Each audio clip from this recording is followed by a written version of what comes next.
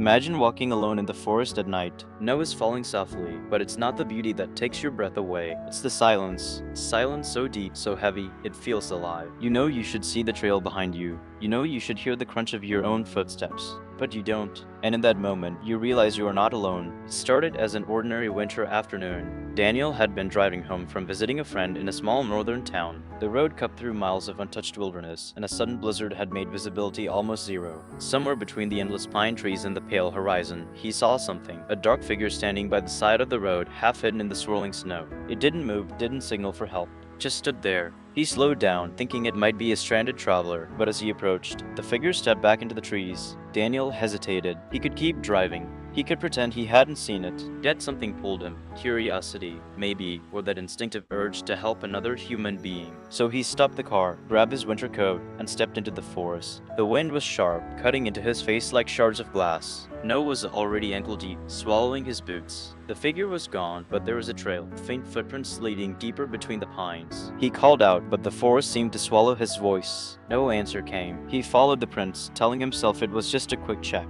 Maybe the person was injured or lost. But with each step, the road behind him faded into the white curtain of the storm. The trees grew taller, closer, bending under the weight of snow. Shadows shifted between them in a way that made him uneasy, like the forest itself was breathing. After several minutes, the footprints simply stopped. No turning back, no sign of a struggle, just gone. Daniel stood still, catching his breath, scanning the trees. And that's when he noticed something strange. The snow around him was undisturbed, except for his own tracks leading in. He turned, expecting to see the path back to the road. Instead, there was nothing but untouched snow stretching endlessly behind him. The trail he had followed, the footprints, all erased as if they had never been there. A wave of cold that had nothing to do with the weather washed over him. He started walking back in the direction he thought he came from, moving faster now, glancing over his shoulder. The trees all looked the same. Their black trunks twisted upward into a sky that had grown darker far too quickly for mid-afternoon. Then he heard it. A faint crunch of snow somewhere to his left. Low, deliberate. He stopped, straining to listen. Another step. Then another. He called out again, but this time, his own voice came back to him from the shadows, distorted, like someone was mimicking him from deep in the forest. The storm thickened, and the air grew heavier. The stillness wasn't natural. It pressed on his ears, his chest. Daniel's breath came faster, clouding in front of him. He didn't want to admit it, but he knew. Something was following him, and it didn't sound human. Daniel quickened his pace, forcing himself not to look back. Every instinct screamed at him to run, but he knew the snow would slow him down. Running blindly could mean breaking a leg or getting turned around even more. He kept his breathing steady, scanning for any sign of the road. Nothing, just endless white and the looming shadows of trees. The crunching sound behind him stopped. The forest was still again, unnervingly still. He took a few steps and then froze. Ahead of him, between two dark pines, something was standing. At first, he thought it might be a man. Tall, motionless, its shape partially hidden in the blowing snow. But then it shifted, not like a person moving, but like something gliding, its outline blurring against the white. His chest tightened. He blinked, and the figure was gone. Daniel rubbed his eyes, telling himself it was just snow and shadow. Yet the silence around him felt heavier now, pressing closer. He forced himself to move again, keeping his eyes locked on the direction he hoped was west. His phone was in his pocket, but when he pulled it out, the screen stayed black, frozen despite the full battery he'd had earlier. The storm seemed to bend the forest, twisting the trunks, narrowing the path between them. He could swear some trees were closer than before, their branches hanging low like skeletal arms. Then came the whisper. It was faint, so faint he almost thought it was the wind. But the words were unmistakable. His name, stretched, drawn out, almost sung, Daniel. He stopped, heart hammering in his throat. The voice came again, closer this time, from somewhere behind him. He turned, but the snow swirled so thick he could barely see 3 meters ahead. Nothing moved, yet every hair on his neck was standing. He started walking faster, then faster still. No filled his boots, his legs burning from the cold. The whisper followed him, weaving between the trees. Sometimes it was far away, sometimes it was right next to his ear. Panic clawed at him. He didn't care about breaking a leg anymore. He began to run. Branches lashed his coat, snow blinded his eyes. He stumbled over a hidden root, crashing into the drifts. For a moment he lay there, gasping, the cold seeping into his bones. When he pushed himself up, he realized something terrifying. There were no footprints behind him. None, as if the forest had swallowed every trace of his presence. And that's when he saw it. Not far ahead, a faint light flickering between the trees. Yellow, warm, human. A cabin, maybe. Elevation. But as he moved toward it, the light began to drift away. Not fade, drift, as if it were being carried deeper into the woods. Daniel hesitated only for a moment before following, because in that vast, frozen nowhere, even the promise of danger felt safer than the certainty of being alone. The light bobbed ahead of him, just far enough to stay out of reach. Every time he thought he was gaining on it, it would slip between the trees, vanishing for a heartbeat before reappearing farther away. Daniel's legs ached, his lungs burned, but he couldn't stop. That glow was the only point of color in the endless white, the only thing keeping him from drowning in the silence. As he pushed forward, the forest changed. The snow underfoot grew shallower, crunching differently, almost hollow. The trees seemed older here, thicker, their bark dark as charcoal. The air felt wrong. Not colder, heavier, like he was breathing through water. The light dipped low, almost touching the ground, and Daniel caught a clear glimpse of it. It wasn't a lantern. It wasn't a flashlight. It was a small orb, glowing faintly, moving without any visible source. His mind rebelled at the sight. He'd seen strange reflections in snow before, tricks of ice crystals catching light, but this was no reflection. It pulsed gently, like a living thing. Then he heard them, footsteps ahead. Real ones this time. Crunching snow, steady, deliberate. He froze, straining to see through the drifting white. A shadow moved past the orb, tall and human-shaped. Relief and dread surged together in his chest. "Hey," he called, voice cracking. The figure didn't stop, didn't turn. It simply kept walking, following the orb deeper into the dark. Daniel stumbled after them, shouting again, but his voice seemed swallowed by the trees. The snowflakes fell slower now, drifting lazily in the dim light, as if time itself had thickened. The figure in front of him was close enough now that he could see its back. A heavy coat, hood pulled high, steps perfectly even. But something was wrong.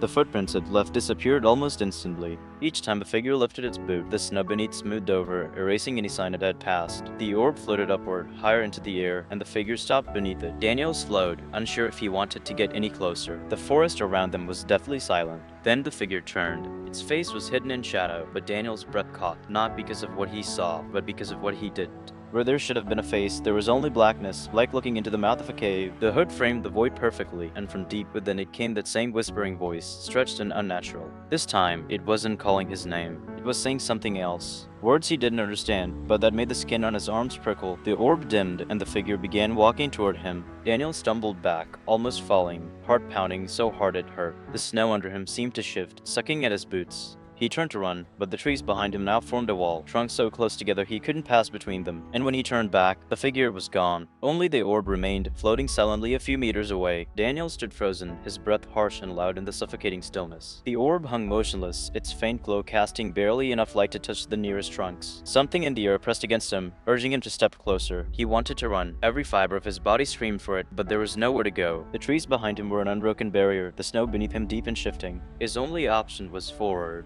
He took one step, then another. The orb retreated slightly, as if leading him. Its glow brightened with each move he made toward it, and for a moment, the strange comfort of that warm light dulled his fear. Then the sound returned. Not footsteps, not whispers. Slow, rhythmic creak, like old wood bending under weight. It was close, too close. He spun around, scanning the shadows. The sound stopped. Daniel's throat was dry, his voice barely rasped when he called out, "Who's there?" No answer, only the soft hiss of snow falling. He faced the orb again, but it had drifted lower now, settling just above the ground. And then he saw them, hands, thin, pale, and wrung. They were reaching out of the snow itself, fingers curling and uncurling as if feeling the air. There were dozens of them, stretching from the drifts in a rough circle around him, emerging silently where seconds ago there had been only smooth snow. Daniel staggered back, but the hands didn't move toward him. Instead, they clawed upward slowly, and the snow around them began to sink, revealing shapes beneath, faces, or what was left of them, pressed just under the surface, eyes closed, mouths frozen in silent screams. His chest seized. The cold had a weight now, pressing on his ribs, making it hard to breathe.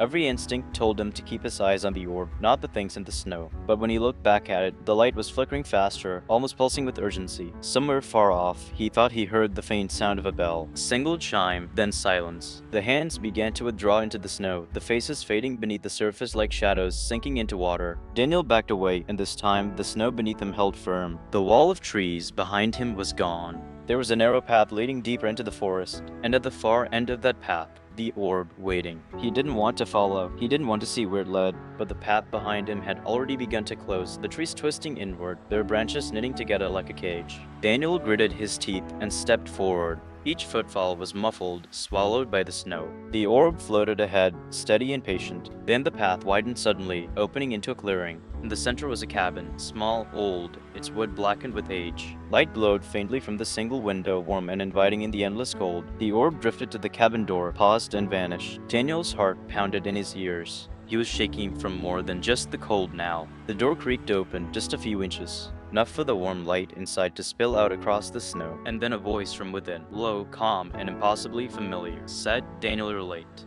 Daniel's breath caught. The voice hadn't come from someone he knew. It couldn't have, and yet it carried the exact tone, the same inflection as his late father. He froze in the snow, every muscle locked. His father had been dead for more than 15 years. He remembered the sound of his voice vividly, remembered how it could shift from warmth to sternness in a heartbeat.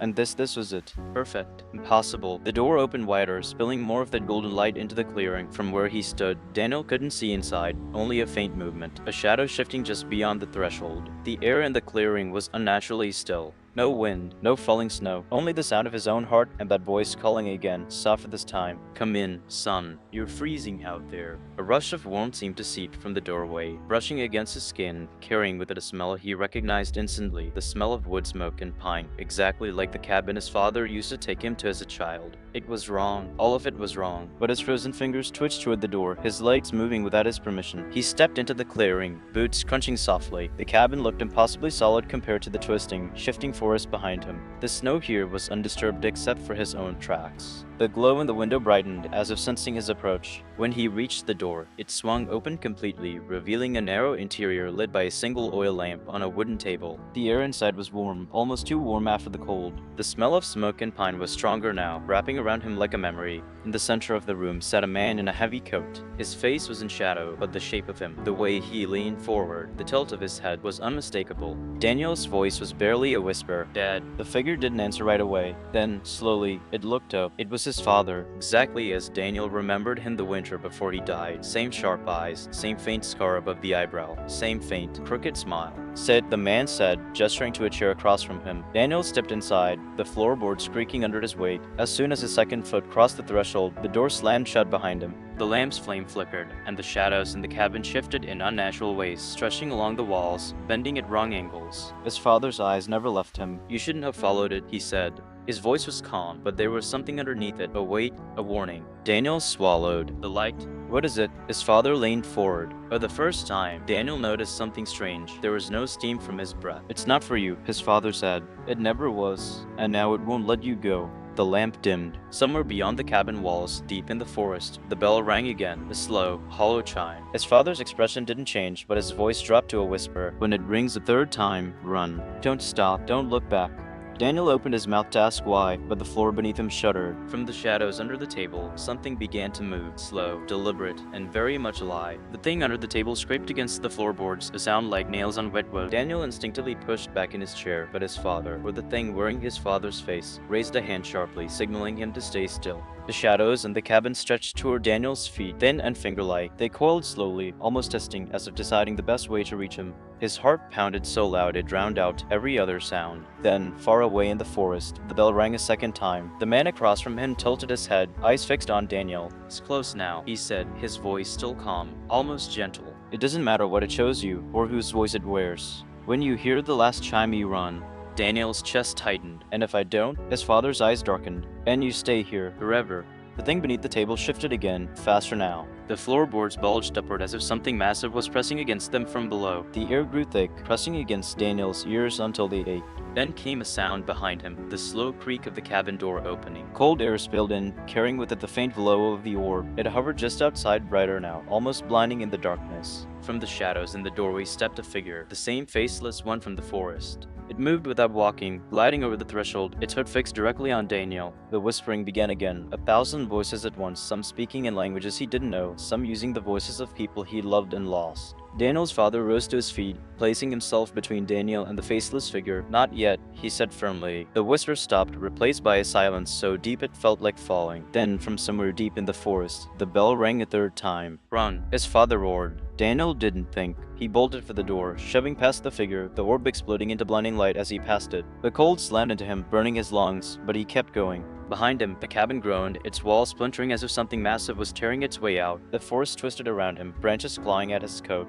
The snow was deeper now, dragging at his legs. He could hear it behind him, not footsteps, but the sound of something huge sliding through the snow, faster and faster. He didn't look back. The light ahead grew brighter until he burst through the trees and onto the road. His car was there, covered in snow as if it had been parked for hours. He yanked the door open, threw himself inside, and slammed the locks. The forest behind him was perfectly still. No movement, no sound, just snow falling gently in the pale light of early morning. His hands shook as he turned the key. The engine roared to life, and he pulled away without looking into the rearview mirror. He didn't want to see if something was standing there. Daniel never told anyone exactly what happened that night. He stopped driving that road in winter, stopped going near that part of the forest entirely. But sometimes, when he's alone in his apartment late at night, he swears he hears it, the slow, hollow ring of a distant bell. And when it rings 3 times, he turns on every light in the house and waits for morning, because he knows the forest is still waiting. To describe if you're still here. The dark has a long memory.